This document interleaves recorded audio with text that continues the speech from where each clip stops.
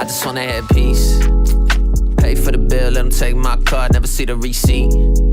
Good health, we prize, but everybody around prosperity. What's up, guys, and welcome to the LivBtr podcast. This is your host, Jay Siano, and this is the show for people trying to optimize every area of their life. Let's go. I just wanna have peace. All right, what's up, guys? So welcome to another LivBtr episode, and I could not be more excited for today's guest. So I have the one and only Anne Mahlum, very close friend of mine, which makes this podcast episode even more special. But Anne has way too many accomplishments for me to run off quickly on an intro, but she is the founder of Solidcore. Even before that, she founded Back on My Feet, a national nonprofit, which speaks volumes about Anne's character. She transitioned to the for-profit space. We actually scaled Solidcore to 100 locations a few months back, and she exited for a very large number. And we're working on some new projects together, Ambition. She has her own How To with Anne Mahlum podcast, and she's working on a masterclass as well, which we'll talk about. But guys, you're going to get lots of amazing nuggets from one of the most successful fitness entrepreneurs of our time. Hope you enjoy the episode. All right, guys. So today I have an amazing guest, a dear friend of mine. I cannot wait to have this conversation. The one, the only, Anne Mahlum. Anne, welcome to the LivBtr podcast. So nice to get on a podcast where I don't have to tell someone how to pronounce my last name. You know what? I mean, by the way, there's so many things we could talk about that it actually makes it more challenging because we know each other so well. I know. Well, let's talk about some controversial stuff. That's always fun. That is fun. All right. Well, we're starting season 2. We're changing the direction of the podcast a little. And you've been such an inspiration to me about my personal growth journey, which is obviously a very important topic to both of us. But I wanted to dive in with some old Anne versus new Anne. And I'm going to throw a couple of topics because I think it's interesting for you to talk about how your perspective has evolved and changed as you continue to evolve and change. So old Anne's perspective on fitness and health.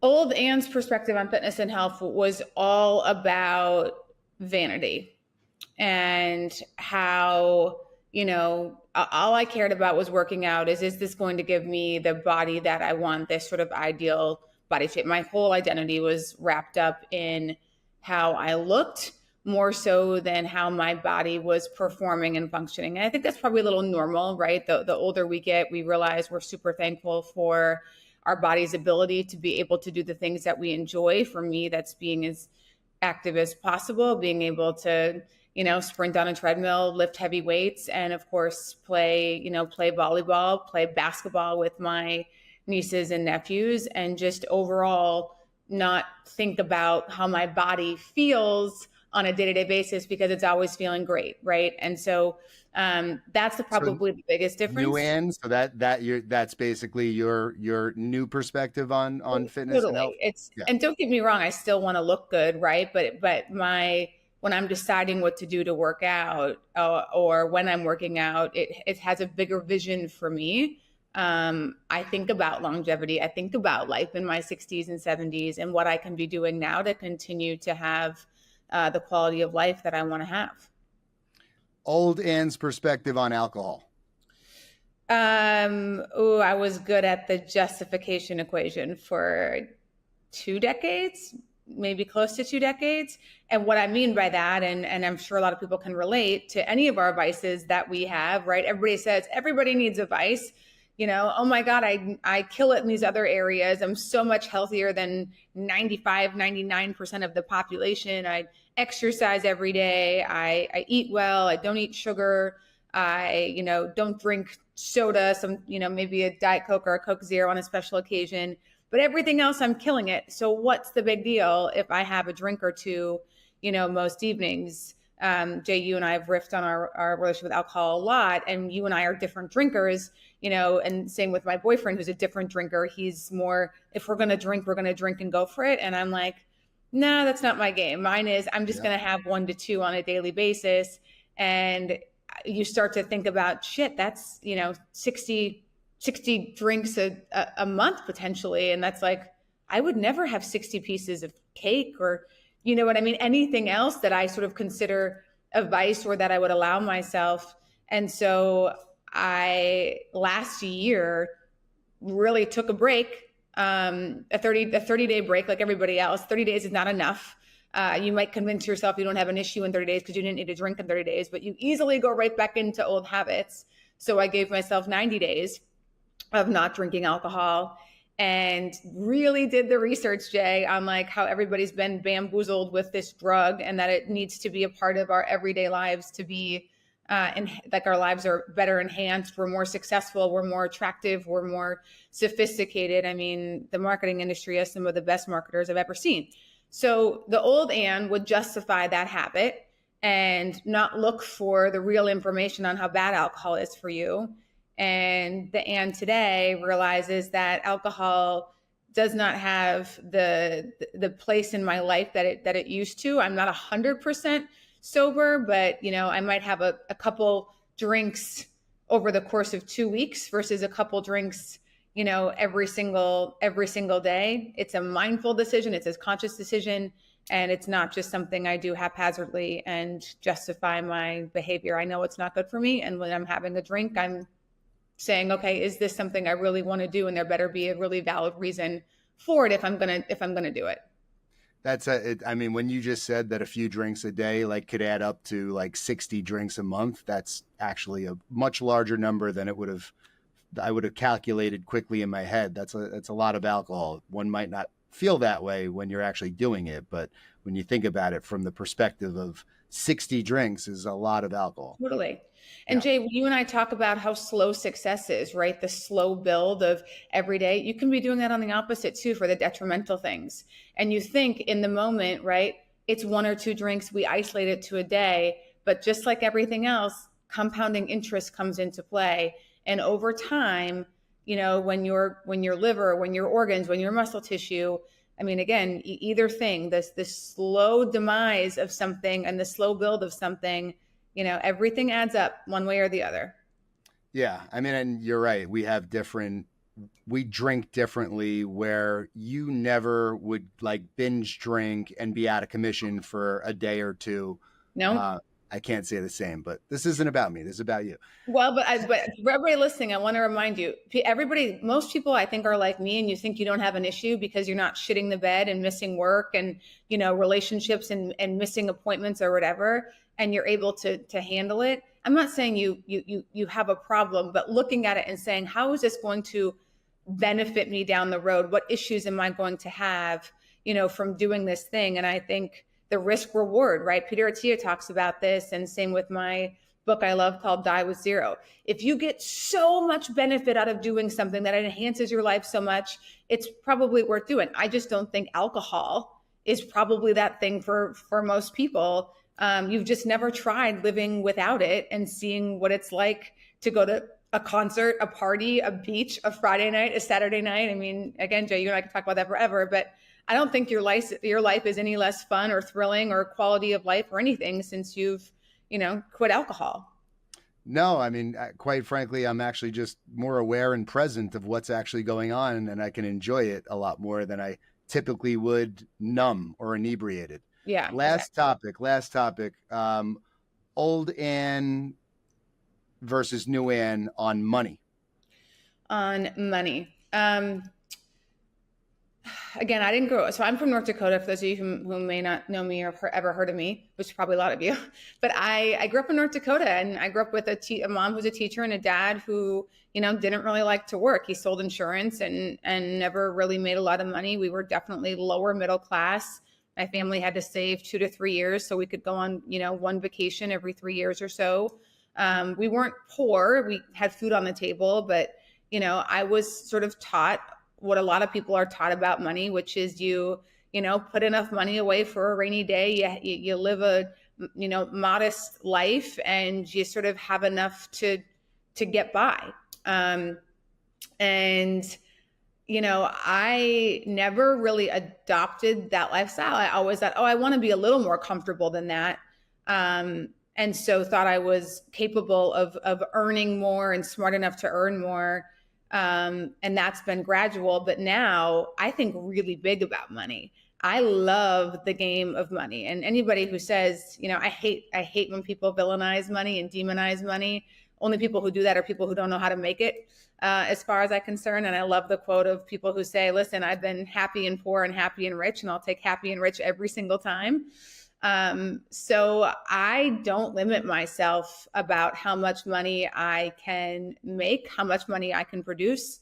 As an entrepreneur, money is a trophy for me. It means I'm winning the game. It means I'm doing a great job. And I'm continuing to educate myself on how to turn my dollar into 10, how to turn that 10 into 1,000, and so forth and so on. So I don't have any limits for myself on money and what I'm capable of, whether that's, billions of dollars down the road. I'm not going to sit here and say, like, I can't believe how that happened. If that's something that I want to do, I know I'm very capable of doing that. Love that. Love that. So in the spirit of living better, there's typically somebody has a pivotal moment in their life where they want to make changes, and they just make the conscious decision that I want to live better. Is there a moment in time for you in your life that, something happened that had that effect on you? I think I probably have to go back to like throwing up my food. I know a lot of women have their own eating disorders, even if it wasn't as severe as being bulimic or anorexic. But the thought of food, when to eat, what not to eat, when I can eat, when I can throw things up, the amount of hours and years that took up of my life, I would wake up most days. How long did you actually, you and I know each other so well, and we've actually never really dug into that part of your life. How long did that go on for? From 16 to like 27 with, bouts of more severe than other, but it was really bad between, 24 and 26, because I was, completely lost, and I wrapped up my whole identity in how I looked, and how I was going to be accepted into the world based off of how I looked. And then once you start doing it, your whole identity gets wrapped up in that you're the girl who's never going to be satisfied with her body. All my time and energy and thoughts were dedicated to it. So if I didn't have this thing I was trying to work on or fix, like, what was I going to do with all my energy? That's literally how sick it was. And I know a lot of people out there have gone through that as well. You don't know who you are without this, addiction running your life. And so the major switch for me, talk about living a better life, was really the form of giving and helping others, if I'm being honest.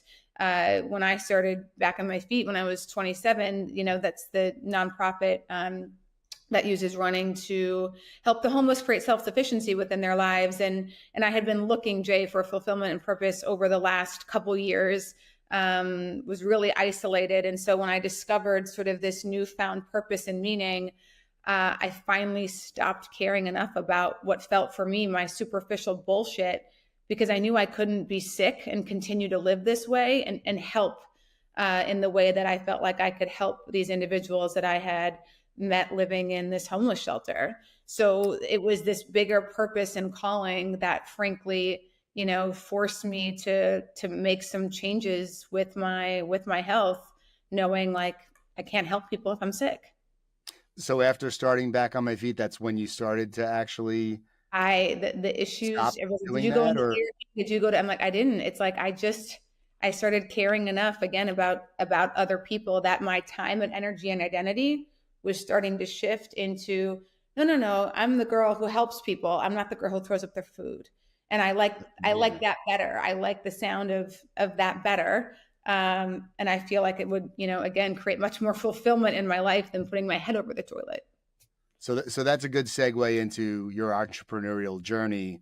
So walk us through back on my feet to Solidcore, and then all the new things that are on your plate. So back on my feet, you started to give us the story on that. Tell us about how you evolved back on my feet, and then how you started Solidcore. Yeah, I'm going to try to give you the short story, abridged version. Yeah. Yes. So yeah, I started this nonprofit simply by starting a running club when I was, 26, about to turn 27.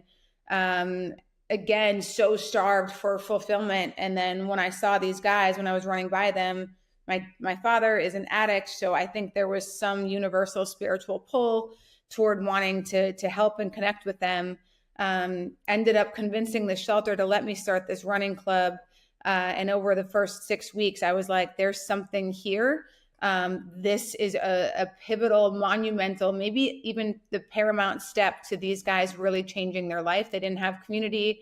They didn't have an area where they could focus on being better and being rewarded for making, good decisions. They've been beaten down. I mean, can you imagine what it's like being a 45, 50-year-old male in a homeless shelter, and how many people just take the opportunity to kick you down when you end up at that stage, end up at that place in that stage of your life? There was no positive community for these group of men.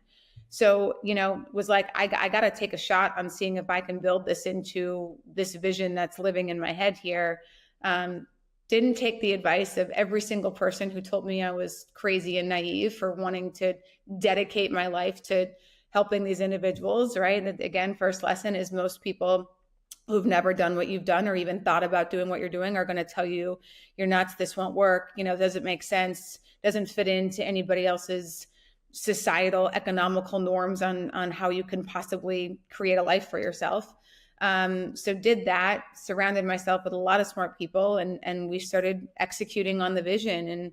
And, Jay, making a ton of mistakes. And I'll tell you what, being naive really does work in your favor, because you don't know the obstacles that are ahead. And when you don't know they're there, they're not going to stop you because you think you're going to, you know what I mean? Like, totally. I think first time being an entrepreneur, you're just like, I'm going to do it. And then a challenge comes, you're like, well, I'm already in the deep end. I got to figure it out. So that's what a lot of that was for me. I'd never been a founder before. I'd never been a CEO before. I, never led people before. I'd never managed anybody before. I had a lot of lessons to learn, and I made a lot of mistakes, but I saw my talents and capabilities during that time, what I was good at and what I wasn't so good at. And I understood how to scale. I understood how to put systems, processes, make an experiential brand, have scale. And I'm like, I don't know if a lot of people are as good at this if I am. So when it was time to move on from back on my feet, didn't think that would have happened when I first started it. I knew I wanted to try my hand in the for-profit space, and I wanted to do something that I felt I could win at.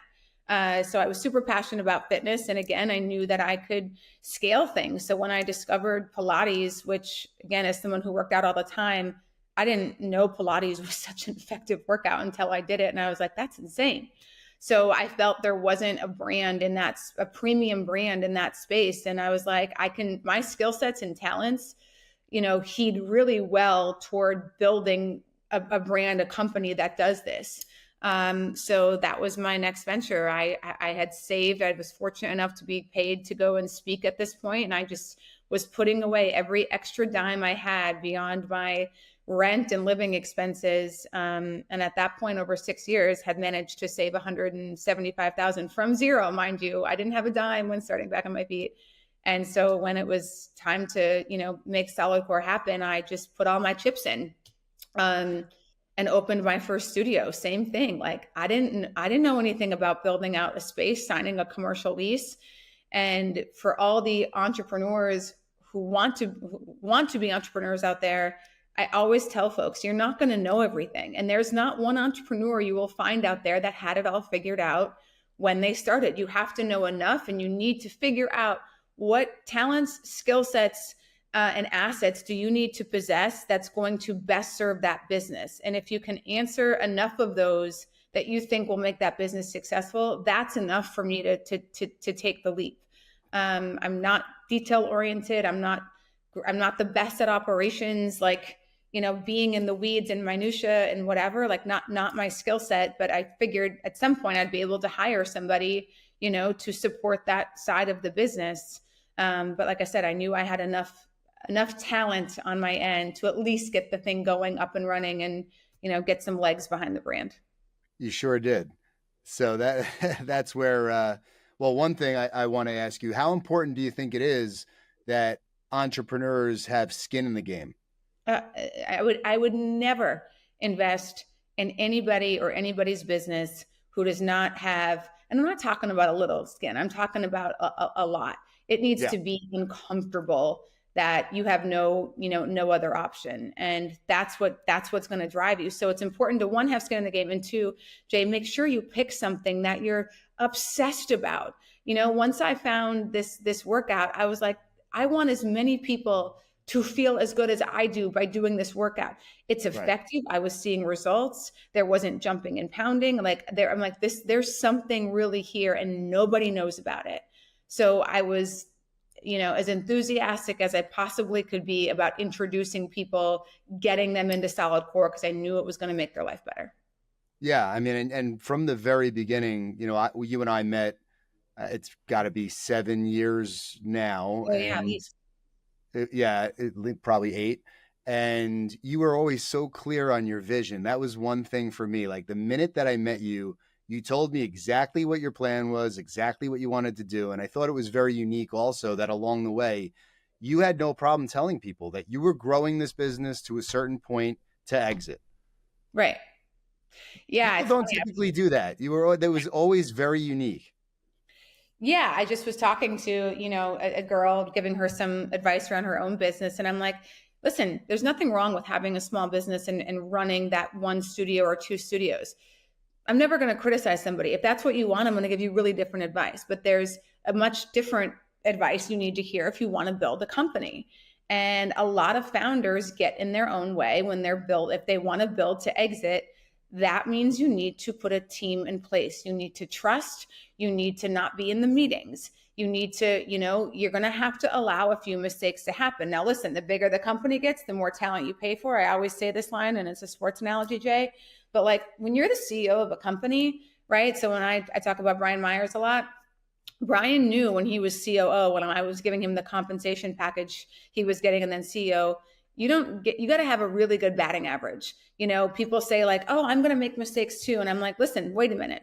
A marketing coordinator gets to make a whole lot more mistakes than the CEO, because the CEO level of decision-making is so much higher, and those decisions can have massive upside or really adverse impacts for the business. And you have to bring on that talent. You've got to set expectations. And it's like, yeah, you got to step up to the plate and you got to hit some triples and home runs with your decision-making, with your ideas. And so many people think that they want to grow in their roles. They want to be CEOs. And guys, that's what it is sitting at the table. There's no one telling you what to do and how to execute. You have to come up with the ideas. You need to say, how can we grow this business from here to here? And people are looking, at you and hiring the team on how to do it. The answer doesn't exist yet. You have to find it. So, yeah, now I feel like I'm rambling and totally forgot your question.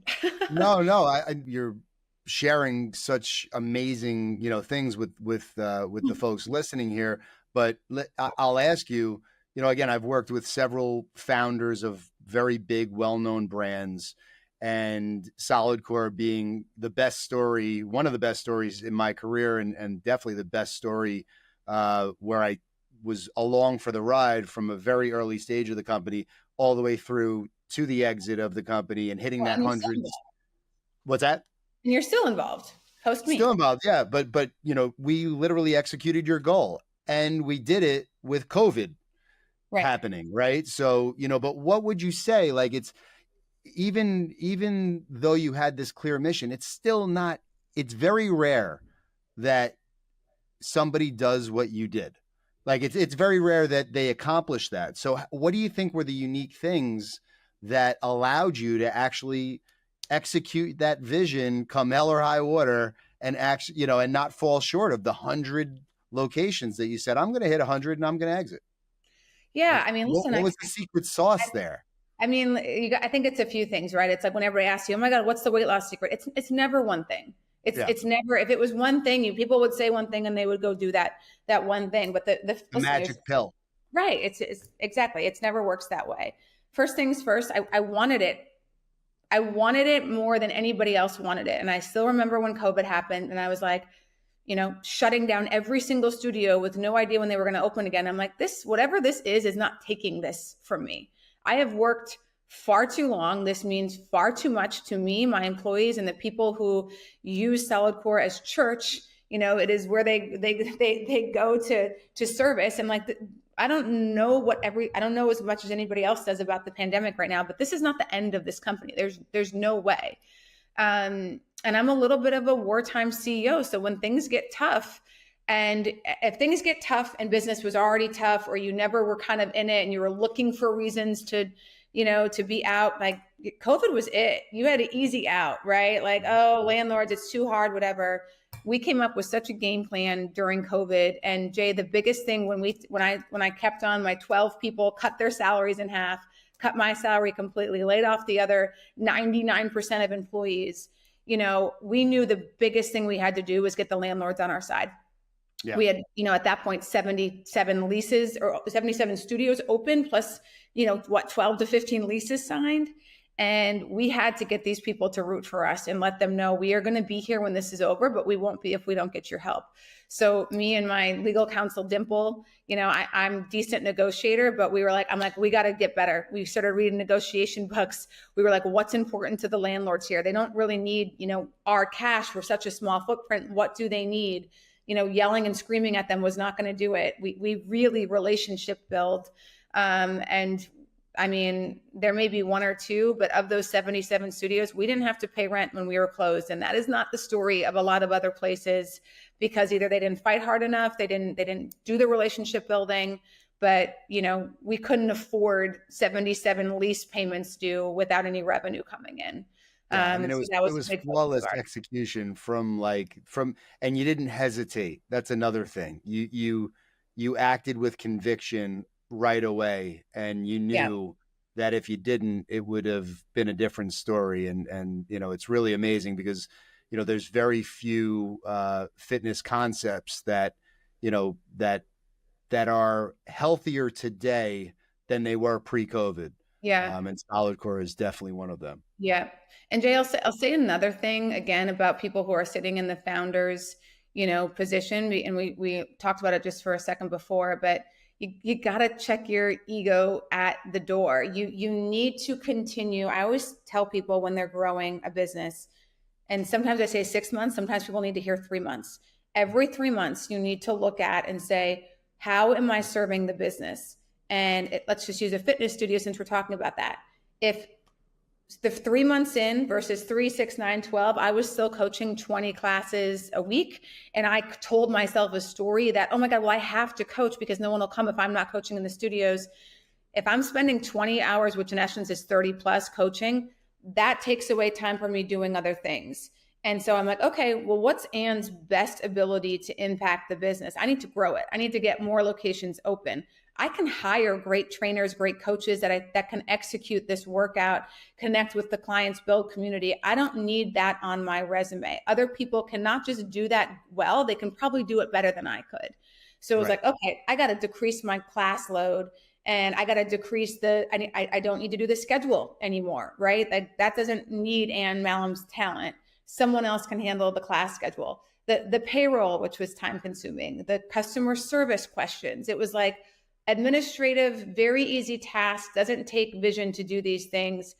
I need to focus on brand equity, getting locations open, speed to market, so that when people are like, there's 6 Solidcores around, what am I missing out on? I see these things everywhere. It must be an excellent workout. And I needed to get speed to market. And I knew that I had the ability to negotiate well with the landlords, get the contracts with the GCs, with the general contractors to build out the spaces. And I need to be spending my time on decisions that are hundreds of thousands of dollars, or at least tens in the beginning. And then as it continued to elevate, I only got involved in conversations that I could have $1 million+ impact. Anything else the team can't handle, I got the wrong team in place, or I'm not empowering them. And you apply that to every area of life, right? It's really what's the time value of money here, right. And also I think it's really important because you're the only person I think that I've ever worked with that walks into a space and says, what is the ROI of every square inch of this space? Right. And I think one of the biggest failures in the fitness industry is a tremendous waste of space, right? Mm-hmm. And overpaying rent and build out and all that fun stuff. But I don't want to get too stuck on Solidcore. We got a lot to cover. You have a masterclass, you have a book coming out, and you also have ambition. Which one do you want to start with? Well, let's go briefly to, ambition. I Okay. guess it's another, I'll just give a brief overview. It's another wellness and fitness company, in New York, with the idea that, every boutique fitness does one thing really well. And saw the need that, people I think are going to want 2 to 3, maybe even 4 modalities options underneath one roof that understands how to execute programming, execute community in a beautiful space. So we're getting ready to open our 3rd location. This will probably air by the time it's open, in Flatiron. So we have one in Brooklyn Heights, and then one in Chelsea, and one in Flatiron. We've got amazing strength and conditioning classes. Again, progressive overload. Like, I'm talking about the best strength programming that I've ever seen. Joe Gomez is our head of product and talent, unbelievable. She understands exercise and the body better than anybody I've ever met. And then we have a hot athletic flow, which is all about getting your muscles to failure, lighter weights, more reps in the heat, great for cardio endurance, great for your skin. And again, just a really cool vibe in there. And then we have a recovery class, which is focused on flexibility and mobility. So definitely worth checking out. These are 3 really amazing formats that are going to, increase and enhance your overall wellness and fitness. Love it. And there's definitely a void in the marketplace for that. What would you say to folks that believe that going to in-person workouts are just no longer a thing? I mean, I just sold my business a few months ago. So I would say, listen, everybody wants everybody to choose a side. And I'm like, there's always enough people out there. Some people hate working out in person, we're at home. Great. There's enough to cater to, again, go back to COVID. So many people changed their whole business model for a point in time. And we're like, we got to do this because this is the way of the world. And we were like, nah, like, this is not going to be this way forever. We are not and that going didn't to really pan out so well for the ones that focus solely on that. Yeah, of course not. And so we were just like, no, we are staying the course, doubling down. People want community. They want to be in person, accountability. We just never faltered from that belief system. And, February 2021 raised $50 million to back that bet and, started playing offense while most companies were continuing to play defense. We always knew we had an incredible product. And if we could get more studios open, people wanting to come back to in fitness, we actually thought we'd have a bigger pool of people. And Jay, I think I shared the stat with you and whatever, but it was like, now I'm blanking on the stat, but millions of people, frankly, started working out in COVID and got introduced to a workout regimen virtually that was starting to feed once people got comfortable at home, then they wanted to go in person. So they were starting to feed the in-person companies and businesses out there. And Solidcore is doing way better than it was before COVID. So I can tell you that, that's a myth that is now debunked. Oh yeah, no, I know it, and I think I could never work out at home. Right. It's painful. And in addition to that, it's just community and socialization is so much more fun when you're with other people and getting your butt kicked and all that fun stuff. Let's talk about your book, because I don't know enough about your book. So yeah, I know. do tell. Well, we've been going back and forth. We've been doing drafts and we've really landed in this great place. The book's called Animal Instincts, hence my name. But every chapter is, we talk about animal instincts as it relates to life, being successful in life and business. And we go through everything that I've sort of ever learned. I'm real excited about it, hope to have it done by, early December before the holidays. But, I think it's full of really great stuff, Jay, that people don't talk about. It's like, you can get this standard advice, like hire great people. It's like, okay, what does that actually mean? I know how to deal with constant people trying to tear me down. Again, I understand how to scale businesses, start businesses, cash flow, taking big risks, not listening to other folks. There's just a lot in there that my journey, the things that I've done really well, the mistakes that I've made, I think can really help people take action on the things, especially around business, that they keep talking about, but they don't know how to get going, or they have a studio, or they have one store, one location. They don't know how to get it to 20. So I'm excited to share, all of that. I can't wait. That's I'm so excited to read that. But is it like Is it very Solidcore driven, or is No, it's all over the place? Just yeah. Yeah, I love mean, it. I've been a founder, now three times, and have experience building a nonprofit for 6.5 years as a young person who'd never, again, as I mentioned, never led, never managed, never been a CEO. All of the things I learned. I mean, Jay, I had this amazing board for back on my feet. It got so much attention from the media, so I was fortunate to get C-level people to want to sit on my board. I call a board meeting. I don't let anybody talk for the first hour. I mean, and people are like, Anne, why are we here? And I was so concerned and so insecure of like, you guys are going to figure out I'm not smart enough to do this. So I just need to convince you at this table and talk the whole time. And, I had a really good mentor who was like, Anne, if you want people to be engaged, you need to let them give you their opinions and ideas and ask for help. So anyway, it's from that to, yes, starting a for-profit business, scaling it, building out the team, succession planning, and exiting, and the emotions that, come along with that. So you can be in charge and have an amazing, frankly, exit if that's what you want to be doing. I love Again, it. to dealing with the resilience, how you build tough skin, how you handle it when things are going to get really tough, to, of course, moving on to, the third entrepreneurial effort I have. And there'll also be some things about money in there. So Awesome. yeah, I think it's going to be a really well-rounded book that's going to, be relatable, inspirational, and educational for a lot of people. I love it. So, and tell us about the masterclass, because I think that could be really, really helpful for a lot of people too. Yeah, I've been starting to do some masterclass stuff. I did one on starting a business. I'm going to do one on how to scale a business. Again, giving people real, tangible example stuff that's not just living up in the meta on how you do these things, and giving time for folks to ask some Tactical questions. advice Yeah, that it's people like, could take and execute on. yeah, Love that. definitely. All right, we're gonna end with 5 questions. You ready for me? Oh my gosh, so everybody knows this. I have no idea what Jay's going to ask me, but That's yes. true, and we like it that way. What does your morning routine look like? Listen, my morning routine is pretty consistent, but I don't freak out if I miss it. I wake up, it's athletic greens most of the time, and then it's I right to. I haven't had athletic greens yet, and it's like everywhere, and it's been around for a while. I know Do I it's good. need it? It's good. Brett makes my Yeah. morning green great. It's like athletic greens. He puts some apple cider vinegar in there, lemon juice, turmeric, cinnamon, and ginger. And he's religious about it. Like, he doesn't miss a day. So it's that, some water, and then off to the gym, first thing in the morning, 5-6 days a week, come back, and then, get right to work for the most part. That's the routine. Part 2, is there anything in that routine that if you travel a ton, different time zones, all that fun stuff, is there anything that's part of the morning routine that if you miss it, you're just a little off for the rest of the day?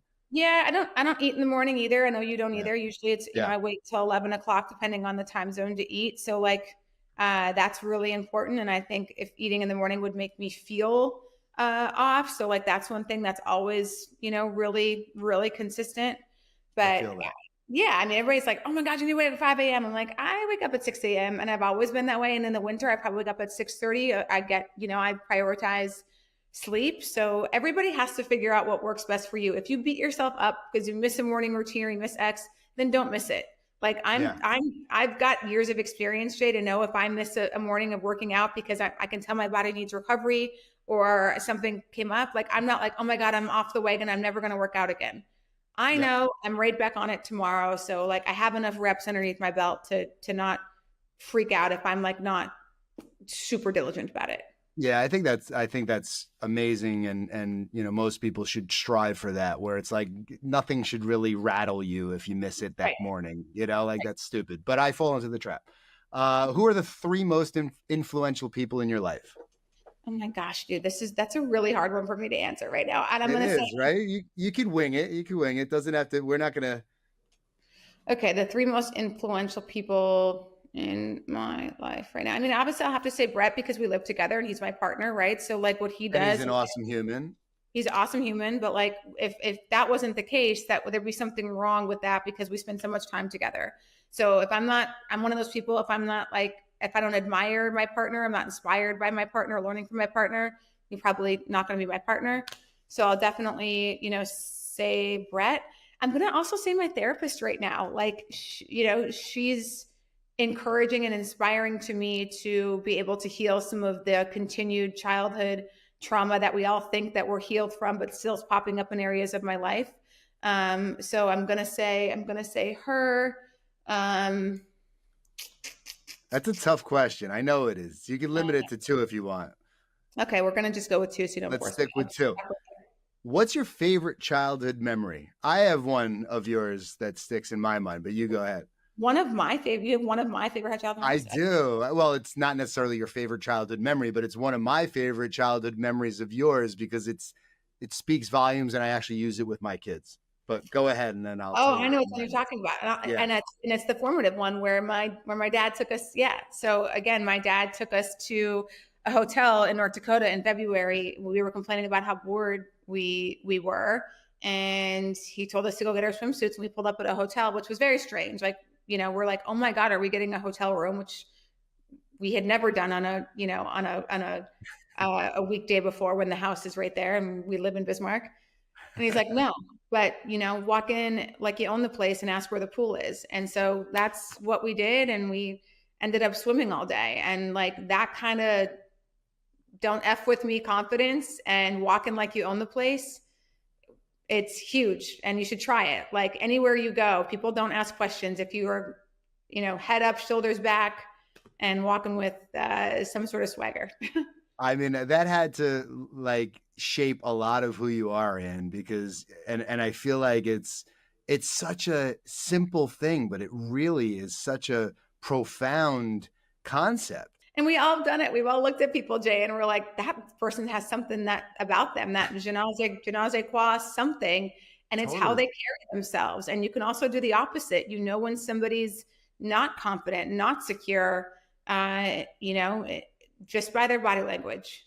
It's funny. I just have to add this. We were in the city, and Jax and I, since obviously Jax, well, we go to Chipotle. It's just him and I, and he wants green Tabasco sauce, but the bottle's like really empty. And I said, just go ask the guy at the register for a new bottle. He'll give you one. He walks up, totally like intimidated, asks the guy like in a mumble. The guy gives him the bathroom code because he can't communicate properly. He comes back.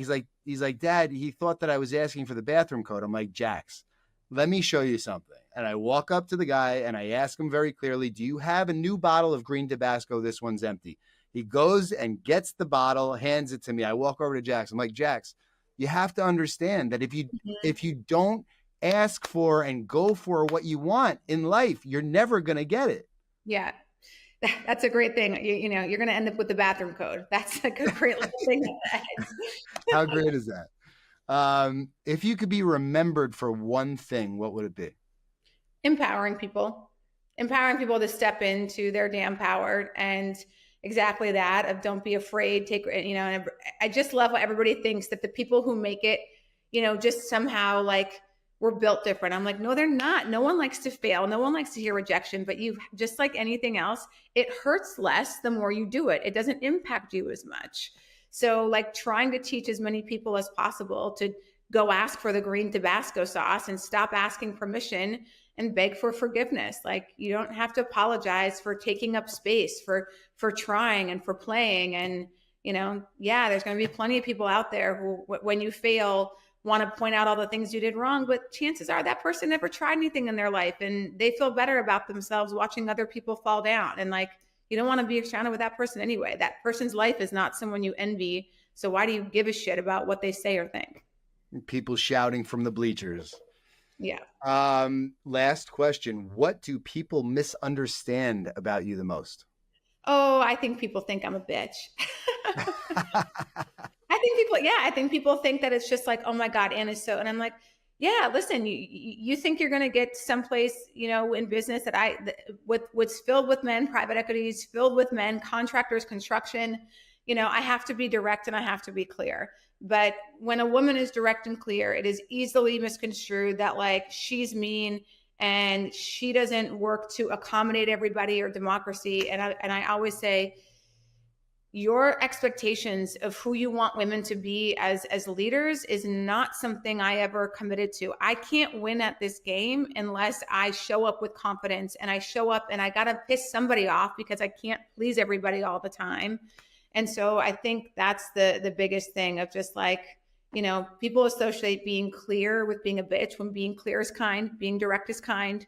And yeah, I think people can be intimidated by me when really I'm like fun, playful, and silly, but I'm also super smart, and I'm not going to dumb myself down to, make somebody else feel better. It's not my style. Well said. And it's funny. That's a good one. But if you were not, stern and shrewd, you would not have achieved a fraction of what you've achieved. And it's been a blessing to me to be involved and behind the curtain for a lot of, discussions with folks that, don't necessarily know what they're dealing with, but figure it out sooner or later. Yeah. I appreciate that. Of course. So what would be just one simple tip for our listeners about if they're maybe earlier on in their journey about choosing to live better? What are a few things that maybe you would tell them to think about? This is not going to be brand new information for folks. And there's a reason why everybody always says it. And I always laugh when like people are spending so much money on like skincare, right? But like, you're not drinking water, like you're not getting sleep. Like you can't show up as your optimized self if you're not if you're putting shitty food in your body, meaning processed food, right? That's for me the ultimate culprit. Processed food, you're not drinking enough water, you're not sleeping well, not exercising. Like if you can't make those things a priority, but you want a better life, like I don't want to talk to you. Like it's not even a conversation. It's never going to happen. You're never going to fix all your problems doing anything else if you're refusing to do, in my mind, those four things. You want to go cold plunge, but you don't want to eat vegetables. You want to go a sauna, but you won't work. It's just like, I don't know how to help you. Like start here or don't start at all, I guess. Yeah, I love that. I think you sum it up that, it's really pretty simple, right? It's like the basics and, there's other things that are way more elaborate and maybe cost more money and all that stuff, but yeah, you can get healthy with real basic stuff.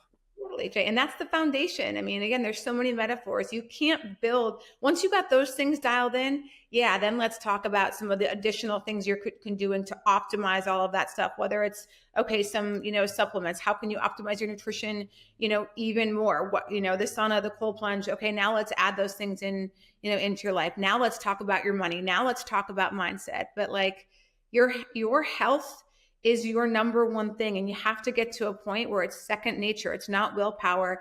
You can't wait to go to the gym. You're excited about going to bed at 9 o'clock at night because you are your best, optimal, most cheery self when you show up, with a well-rested mindset. And I guess I'll say one last thing, because I had an interview with somebody and I asked him, what does success mean to you? And it's an answer that after selling my business, you guys, and made a ton of money, it's like peace of mind.